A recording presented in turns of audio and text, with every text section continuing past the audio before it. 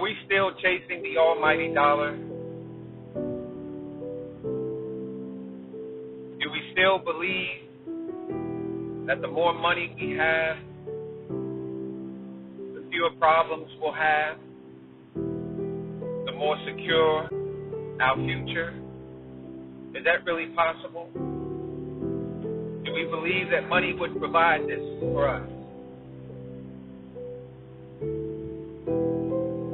It's true that in this society, money is needed to acquire goods and things that we need and some of the things that we want. But does it provide a measure of security or any security at all? It's all an illusion. The powers that be that created the monetary system that we have today created it for one reason: for them to own it entirely. Remember, we have to get up and go to our enslavement camps, which are disguised as employment. We slave there and we go to earn our money. It's not really enough, but we make do. The employers know that we have a need, so they pay us just enough to keep us coming back. In most cases, some of us have to work a second job to make ends meet, and that still isn't enough. See, those who control the money recognize that it's only power over people. It's only possible when there's a need for it. If you don't need it, there's no control. I want to share an experience with you. My wife used to work at a financial institute, which she was a loan officer. She would also service members' banking accounts. And there was one nice gentleman that would come in quite often. But she said the gentleman had rather large amounts of money in his account, and because of privacy, she didn't disclose the amount, but by the expression on her face and the influx in her voice, I could perceive it was a rather large amount, and I didn't pressure her. I got the picture. But she said something to me that was rather very disturbing. She said that the gentleman was very nice, always courteous, but no one else wanted to wait on him but her, and he felt rather comfortable with only her servicing his account than anyone else. And I asked, why is this? She said, well, because when he comes in, his clothes are dirty, and he smells rather awful. And by the look on my face, you could tell I was rather baffled, and she further explained that the gentleman was homeless. He lived on the street, and whenever he anticipated a need to come into the bank to check on his account, he would sleep in a shelter the night before so that he was able to clean up himself and be a little bit more presentable.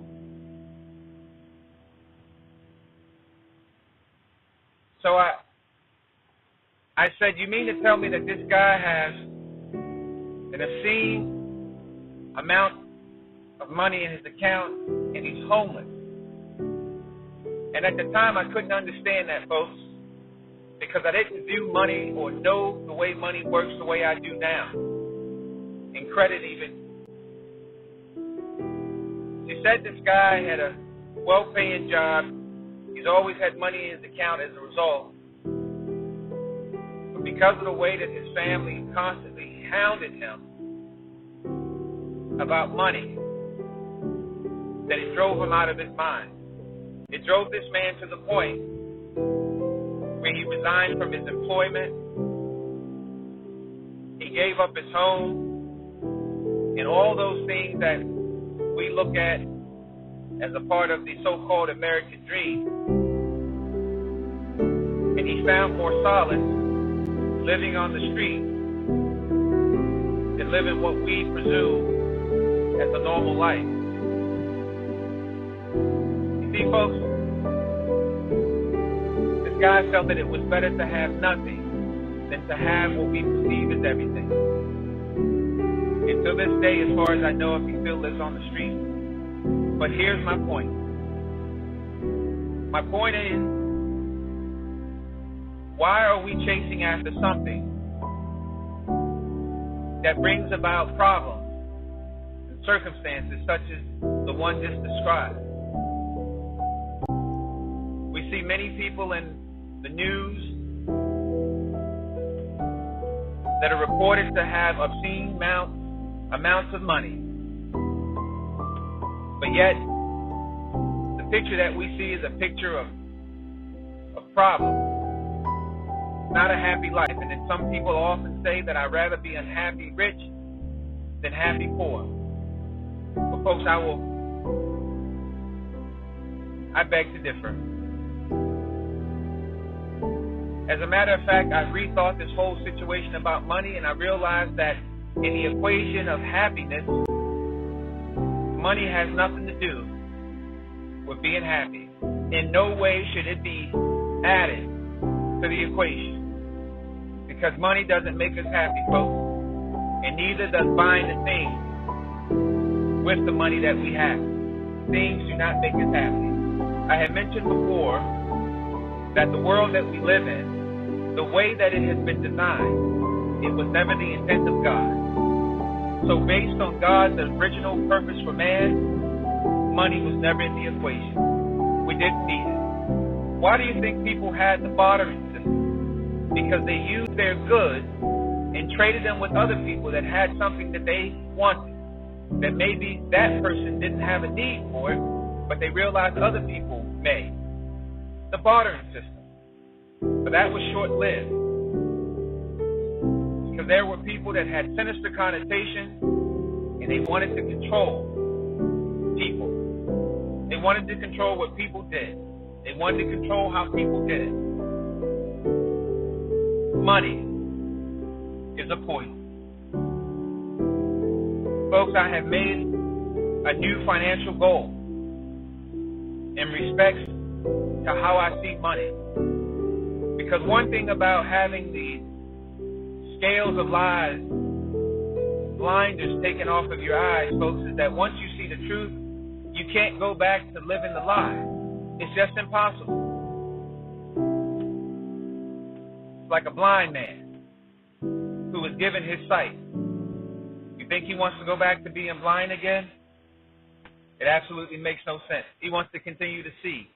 He wants to now see all those sounds, all the things that he heard. He wants to find out the source of where the sound came from.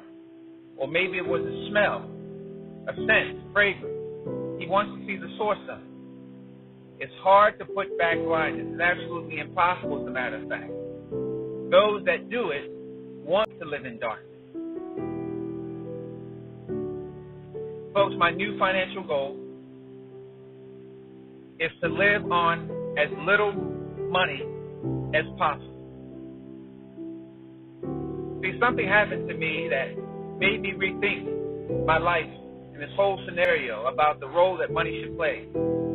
There were two separate occasions in which there were paydays, in which my check should have directly deposited into my account. For whatever reason, it did not happen. On that morning, on that payday morning, when the money should have been there, it wasn't. And my heart dropped. You talk about feeling helpless, not knowing what to do if you're not to get that money.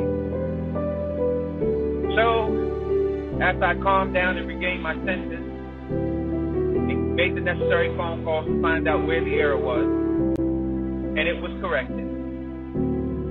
I realized at that point, the solution to that problem wasn't if I had a bank account full of money already, or if I had other resources that I could have gotten my hands on to remedy the situation. I realized money on top of money wasn't the real solution. My solution is having a lack of a need, a lesser dependence of money. That would ultimately give me my power. If I don't need it, it has no hold or no power over me. My new financial goal. And at different times, I'll revisit it and see if it's possible to restrict it even further. But my goal is to only need $1,000 a month to live. And this is to cover expenses and the needs of my family.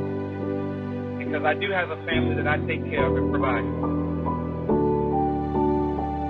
The person may say, well, how do you do that? There's ways to do it. Obviously, all our circumstances are the same, all our needs and wants. All of our circumstances are different, rather, and our needs and wants are just as different. You have to take a look at your own circumstances and be honest with yourself. In order to curtail these needs and desires, you have to really ask yourself, do I really need this? How much of this do I really want? How much of this do I really need? Folks, I've made an assessment of my circumstances, and the first thing I did is I started with myself. I know I mentioned to you that 95% of my diet is liquid. Liquidarian would be the proper term. 5% solid food. So my grocery bill only requires me to spend approximately $10 a week. $10 a week. So if you do the math, 10 times 4 weeks, even if you added a fifth week, that's only $50 a month.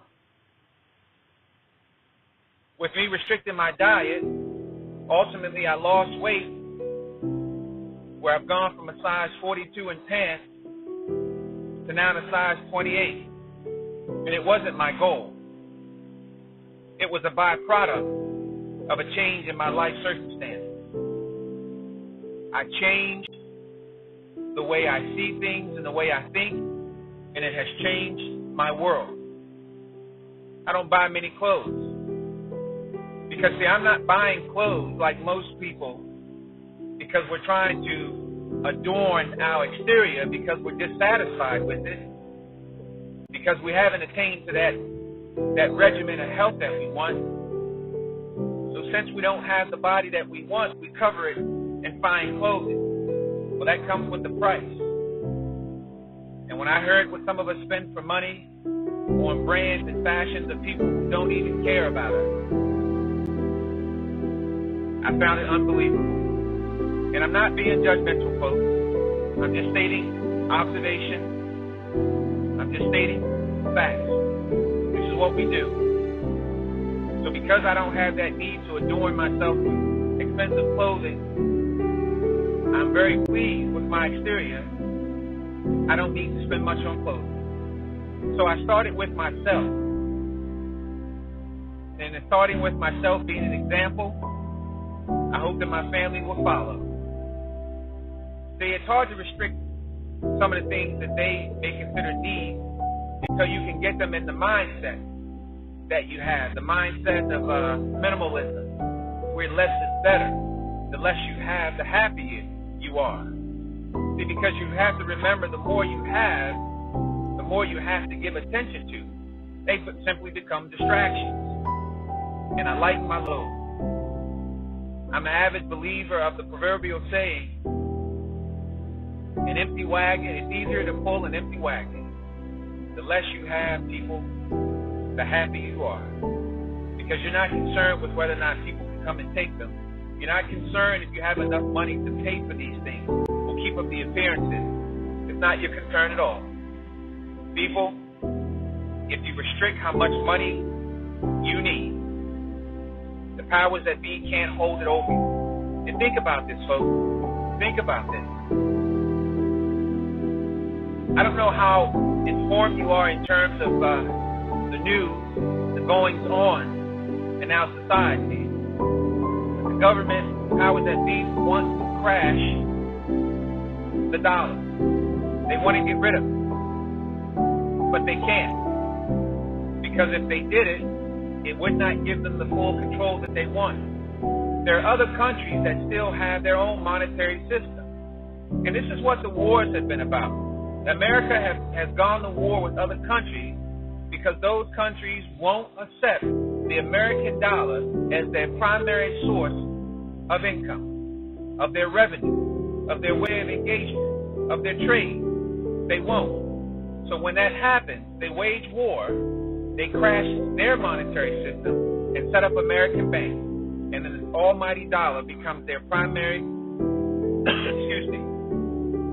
becomes their primary way of life, becomes their source of trade, the official note, the dollar. And they want to crash it. So, much like a sinking ship, the Titanic in particular, if you're on a ship that's sinking, are you trying to save your possessions on it? No, probably not. You're trying to save your lives. So why are we trying to accumulate money that eventually will not be there? And this is a fact. If you look it up, if you dig deep, if you go down the rabbit hole, you'll find out that what I'm saying is absolutely 100% true. They want to crash the American dollar. If you have $2 million in your bank and the government says that this money is no longer the official note for trade, for debt, for any type of business, what good is it? It's like having a pair of pants with a hole in the pocket. You keep putting money in it and you've thrown it away. It's useless, absolutely useless. Folks, your power doesn't come from how much money you have. It doesn't come from how much money you're making from your employer. I don't care if you're making $100,000 a year. I don't care if you're making $100,000 a month. Your money is at some point going to be useless. And to some degree, we're already seeing glimpses of that. Your bank account, you can set up direct debit where you never send a physical dollar or coin to pay a debt. It's all done electronically. Every time the Federal Reserve issues money to the government or roll out money into our economy, it's done electronically. They never have to print a single note. So we're already seeing glimpses. When you get a loan from the bank, they are not giving you physical money. They're transferring digits. It's an electronic transfer that goes from one ledger to your ledger. This is how it's working. And this is the control they want to have. That's why we have this advent of debit and credit cards, bank cards. Everything is done electronically. They want to get rid of physical cash. Your money is going to be worthless. Your power is going to be gone. Again, the less your dependency on money is, the less of a dependency you have, the more power, the more control of your life you have. And again, folks, you have to determine how to acquire that based on what you know about your circumstances. But challenge yourself. Think outside the box. And again, when you change your mindset about money, it's going to change everything else. It's going to change how much you work. You're not going to be working 80 hours a week, working double and triple overtime, working second and third jobs, missing out on important, precious time with your family, chasing after the wind. And remember, I mentioned Solomon had wealth that equated to approximately 250 million American dollars, and he said it was absolutely nothing. Because it is, folks. Money will not make you happy. Every time my wife and I talk about money, it takes life out of me. She and I talked about paying stuff off, and every time we pay off debt, reoccurring debt, it gives peace to my soul. It brings me tranquility beyond belief. Why don't you try it? It'll do the same for you. See, in this society, people still believe that their money gives them power, and it does not. People are so arrogant, and they're so quick to dismiss how happy you can be with having nothing. And I do realize that you can't have certain things in this system without having money. Folks, reinvent yourself. I saw a YouTube video where people are recreating what they call home. Because see, you have to remember, a house is just a building. That's it. See, my home is wherever my wife and children are. That's my home. Because they are the ones that make up my household. It's not the physical building. Yes, I like a nice home as much as the next person, but it doesn't tickle my fancy anymore, folks. It's not my end-all, be-all. It's not my end game of the day. It's not to have a luxurious home. It's not to have a lavish, big house just to show off to other people. It's not, because in the end, it's just debt. Because the government has figured out a way they can take your house whenever they get ready. It's not just your money. It's anything that we acquire. So we need to stop putting our faith and security in things, because eventually they will be gone. I'll give you a prime example. Out in California, Paradise, California to be exact, and you look it up, there are videos all about it. Some are being suppressed. There were fires that disintegrated. Folks, I don't mean it just burned and left rubble. People's houses, people's homes were totally disintegrated by direct energy weapons known as DEW. There were remote control drones that were flown into their neighborhood, and lasers were shot, were emitted from these, and it set their homes on fire. And the reason why you know it was direct energy weapon is because the houses were burned, but the trees that were in close proximity were left standing untouched, not even singed. And these were labeled as forest fires. But my point of bringing this up is to show you, or to give you an example of how things that we accumulate, that we all hold, or at one time held in high regard, that it has been our primary way of living, our primary goal in life. And remember, the government termed buying a house as the American dream. Well, how was that a dream when it can be taken from you? When these people absolutely have nothing. All these people that lost their homes in this fire as a result of this direct energy weapon are living on the streets in tents. These people are getting dressed, ready for work, and their subsidized way of living. And they're still going to work, but they're not coming home to a house, to a building. They're coming home to a tent. I tell you one thing, folks, it is a horrific adjustment that would have to be made. But I tell you one thing, to some degree, I bet you they're just a little happier because they don't have to worry about how they're going to pay for that house or that building, how they're going to make the repairs on it. Because there are a lot of people that have homes that they live in, but they're like shacks. They're still living in destitute because the homes aren't being kept up because the people can't afford the repairs. Again, I beg the question, why are we chasing after something that we do not control, that eventually, folks, and I mean eventually, is going to be gone away. It's going to be taken away. The American dollar is going to be crashed. And my whole point of saying all of this is not to scare you, folks. It's not to scare you.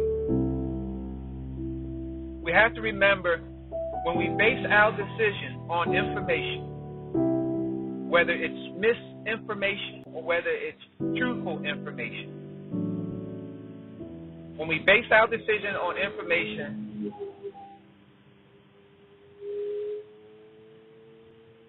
we want it to be the best information possible because it's going to determine the outcome. of the decision that we made. I want you to be able to make an informed decision based on truth and not lies, because that's what we've been doing our whole lives. Not our fault, much to our chagrin, but it's been based on lies. I want you to have information so that you can engage differently. Again, it's not to price you, it's to give you truthful information that will help you make your decision. Folks, learn how to live on less. Challenge yourself. Stop working yourself in a miserable hole, going to a job day in and day out that has absolutely no concern for our best interests. You will be happier the less you have to work. Work was not designed in your best interest. It was designed for your enslavement. It was designed to wear you down. Ultimately, the workplace has been the demise of the family. Families are being torn apart. Spouses are having extramarital affairs at work because they're spending more time at work with their workmates than their significant others. Children have lost out on the benefit of having their parents because the parents are spending more time working, on the roads, traveling. And again, folks, I am not saying that we don't need money to live, but how much do we need? Curtail your wants, curtail your desires, curtail your needs, and you can live on less. I'm telling you can do it. I'm doing it now, and I will continue to do it. I'm challenging myself to see how little money I need to live, because at the end of the day, my main priority is my family. Every decision I make is based on the need of my family. What do I need to do to assure that I'm home as much as possible? And believe me, I'm happier, and so is my family. Folks, I challenge you. Think outside the box. I'm signing out.